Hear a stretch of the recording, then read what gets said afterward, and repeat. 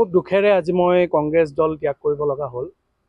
মই এটাই কথা ক'ব বিচাৰোঁ, বৰ্তমান সময়ত দেশৰ সাৰ্বভৌমত্ব, দেশৰ নিৰাপত্তা আৰু জননী জনমভূমিতকৈ কোনো আৰু একো ডাঙৰ হ'ব নোৱাৰে।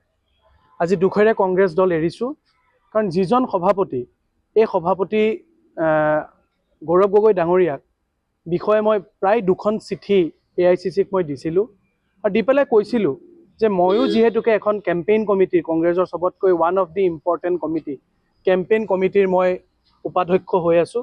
গতিকে আমাৰ কেম্পেইন কৰাত অসুবিধা হ'ব, এটলিষ্ট গৌৰৱ গগৈ ডাঙৰীয়াই এই গোটেই কথাখিনি তথ্য অনুযায়ী ক্লিয়াৰ কৰক যে পাকিস্তানৰ কথাবোৰ মিছা, পাকিস্তানৰ কথাবোৰৰ লগত কোনো সম্পৰ্ক নাই।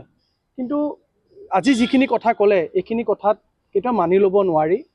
আৰু এই গোটেইখিনি কথা মই য'ত যেনেকৈ আছে, কাইলৈ মই অসমত গৈ, আজিয়ে মই অসম যাম, কাইলৈ 2টা বজাত মই সংবাদ মাধ্যমৰ যোগেদি অসমৰ ৰাইজক জনাম।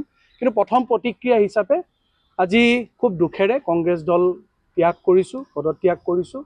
দীৰ্ঘদিন বিশ্ববিদ্যালয়ৰ দিনৰ পৰাই ছাত্ৰ ৰাজনীতিৰ পৰাই কংগ্ৰেছ দলৰ লগত জড়িত আছিলোঁ দীৰ্ঘদিন। আৰু মুক্তিযোদ্ধাৰ পৰিয়ালৰ, মোৰ নিজৰ ককা দেউতা 2 বছৰ জেলত আছিলে ইণ্ডিয়ান ইণ্ডিপেণ্ডেঞ্চৰ সময়ত। গতিকে তেনেকুৱা এখন ঘৰৰ ল'ৰা হৈ মই পাকিস্তানৰ লগত এনেকুৱা বস্তুত মই কেতিয়াও কম্প্ৰমাইজ কৰিব নোৱাৰোঁ।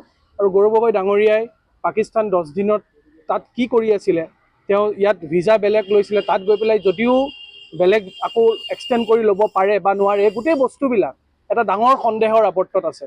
গতিকে এই সন্দেহৰ আৱৰ্তত ৰাখি মই আৰু নাভাবোঁ যে কংগ্ৰেছ দলত থাকি এইজন সভাপতিৰ নেতৃত্বত কাম কৰিবৰ কাৰণে সুবিধা হ'ব, বা সুবিধা কৰিলেও বা পালেও বা কৰিলেও অসমৰ বা আহি থকা প্ৰজন্মই কেতিয়াও ক্ষমা নকৰিব। গতিকে এই সিদ্ধান্ত লৈছোঁ, পৰৱৰ্তী সময়ত চাওঁ কি হয়। অতি সোনকালে বেলেগ কিবা সিদ্ধান্ত বা মই বৰ্তমান সময়ত একো ভবা নাই।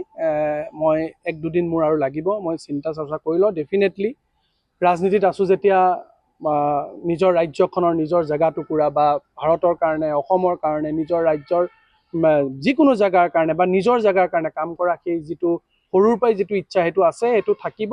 যি সিদ্ধান্ত হয় অসমৰ ৰাইজক মই একদম ক্লিয়াৰলি জনাম, আৰু আপোনালোকৰ জৰিয়তে অসমৰ ৰাইজক মই ভালকৈ সকলো কথা জনাম। গৌৰৱ গগৈ সংবাদমেলৰ পিছতে পদত্যাগৰ সিদ্ধান্ত গ্ৰহণ কৰা হৈছে নেকি? ডেফিনেটলি গৌৰৱ গগৈয়ে মেইন ৰিজন। কংগ্ৰেছক এতিয়াও মই কওঁ যে কংগ্ৰেছত বহুত ভাল মানুহ এতিয়াও আছে, মই নাই বুলি নকওঁ। কংগ্ৰেছত কোনো দলত, এটা দল মানুহে পৰিচালনা কৰে। দলটোৰ আইডিঅ'লজি মই বেয়া বুলি কোনো দলকে মই নকওঁ। কিন্তু গৌৰৱ গগৈ ডাঙৰীয়াৰ নেতৃত্বত যিটো কংগ্ৰেছ দল চলি আছে, সেই নেতৃত্বত কংগ্ৰেছ দলটো কেতিয়াও মই নাভাবোঁ যে আগুৱাই যাব পাৰিব। আৰু কংগ্ৰেছ দল আগুৱাই যোৱা নোযোৱাটো পিছৰ কথা, সমাজ আৰু দেশৰ আৰু ৰাজ্যৰ কাৰণে এটা ভয়ংকৰ কথা। গতিকে এনেকুৱা গৌৰৱ গগৈ যিটো পাপ কাম কৰি আছে, সেই পাপৰ সমভাগী মই হ'ব নোৱাৰোঁ।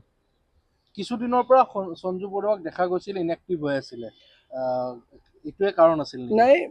মই কৈছোঁৱেই, যেতিয়াৰ পৰাই মুখ্যমন্ত্ৰী ডাঙৰীয়াই এই কথাটো আনি আছিলে বা বিভিন্ন ফৰামত কৈ আছিলে, মই 2খন চিঠি মই মাল্লিকাৰ্জুন খাৰ্গে ডাঙৰীয়াক দিছোঁ, কিন্তু তাৰ কোনো মই উত্তৰ পোৱা নাই পাকিস্তান ইছ্যুটোক লৈ পেলাই। গতিকে তেওঁলোকৰ যদি সদিচ্ছা নায়েই, গতিকে এতিয়া তাত আৰু ক'ব লগা একো কথা নাই। গতিকে এৰি অহা দলটোৰ কথা মই ক'ব লগা নাই, মই দলটোক মই বেয়া বুলি নকওঁ। কিন্তু গৌৰৱ গগৈ ডাঙৰীয়াৰ নেতৃত্বত অসম আৰু ৰাজ্য, আমাৰ অসম ৰাজ্যখন বা সকলো জেগা একেবাৰে সুৰক্ষা নহয়।